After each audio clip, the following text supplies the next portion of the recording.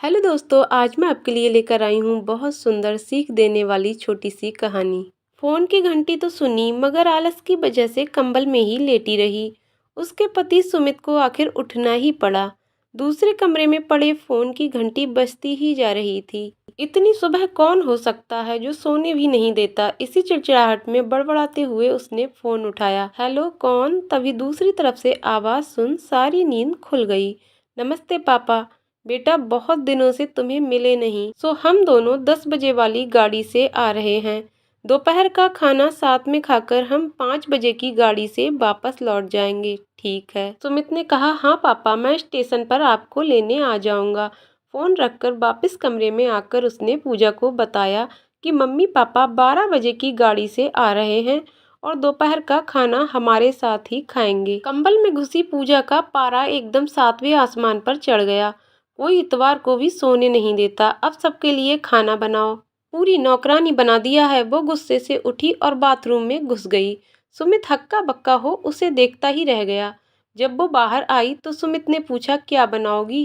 गुस्से से भरी पूजा ने तुनक कर जवाब दिया, अपने को तल के खिला दूंगी। सुमित चुप रहा और मुस्कुराता हुआ तैयार होने में लग गया। स्टेशन जो जाना था। थोड़ी देर बाद गुस्सैल पूजा को बोलकर वो कि मम्मी पापा को लेने स्टेशन जा रहा है, वो घर से निकल गया। पूजा गुस्से में बड़बड़ाते हुए खाना बना रही थी। दाल सब्जी में नमक मसाले ठीक हैं या नहीं की परवाह किए बिना बस करछी चलाए जा रही थी। कच्चा पक्का खाना बना बेमन से पराठे तलने लगी। तो कोई कच्चा तो कोई जला हुआ। आखिर उसने सब कुछ खत्म किया। फुर्सत की सांस लेते हुए सोफे पर मैगजीन के पन्ने पलटने लगी। उसके मन में तो बस यही चल रहा था कि सारा संडे खराब कर दिया। बस अब तो आएं, खाएं और वापस जाएं। थोड़ी देर में घर की घंटी बजी तो पूजा बड़े बेमन से उठी और दरवाजा खोला।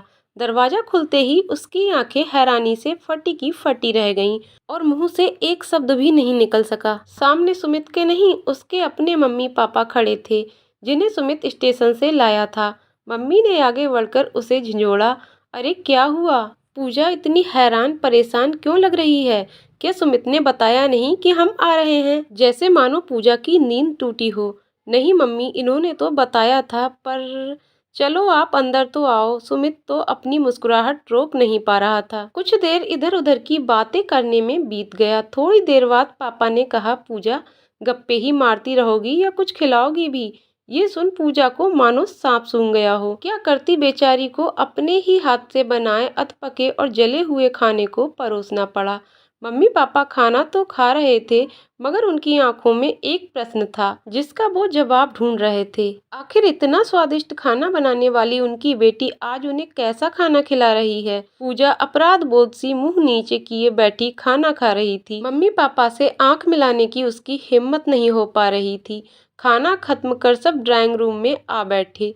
सुमित, कुछ काम है, अभी आता हूँ कहकर थोड़ी देर के लिए बाहर निकल गया। सुमित के जाते ही मम्मी, जो बहुत देर से चुप बैठी थी, बोल पड़ी, क्या सुमित ने बताया नहीं था कि हम आ रहे हैं?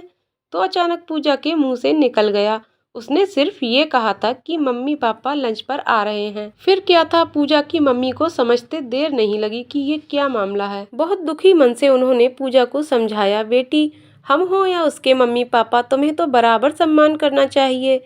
मम्मी पापा क्या, कोई भी घर आए तो खुशी खुशी अपनी हैसियत के मुताबिक उसकी सेवा करो बेटी। जितना किसी को सम्मान दोगी उतना तुम्हें प्यार और इज्जत मिलेगी, जैसे सुमित हमारी इज्जत करता है। सुमित अगर चाहता तो कोई बहाना बना के हमें स्टेशन से लेने के लिए मना भी कर सकता था और हमें बुरा भी नहीं लगता, लेकिन सुमित ने अपना फर्ज निभाया। उसी तरह तुम्हें भी उसके माता पिता और संबंधियों की इज्जत करनी चाहिए। रिश्ता कोई भी हो, हमारा या उसका, कभी फर्क नहीं करना। पूजा की आंखों में आंसू आ गए और अपने को शर्मिंदा महसूस कर उसने मम्मी को वचन दिया कि आज के बाद फिर ऐसा कभी नहीं होगा। निश्चित ही हमें विचार करना होगा, क्या ये ठीक है?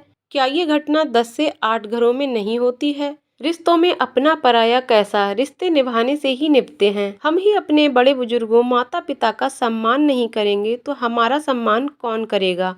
इंसान जैसा बोता है वैसा ही काटता है। बच्चे अपने माता पिता को देखकर ही सीखते हैं। हम और आप भी तो एक दिन बूढ़े होंगे, तब अगर यही काम हमारे बच्चे हमारे साथ करेंगे तो क्या हमें अच्छा लगेगा? नहीं ना, तो आओ हम सब मिलकर समाज, राष्ट्र, देश ही नहीं पूरी दुनिया को एक नई दिशा दें, जो कि हमारी संस्कृति और सभ्यता है। दोस्तों, आपको कहानी कैसी लगी कमेंट करके ज़रूर बताइएगा। कहानी पसंद आई हो तो वीडियो को लाइक शेयर करें और चैनल को सब्सक्राइब करें। वीडियो को अंत तक देखने के लिए बहुत बहुत धन्यवाद दोस्तों।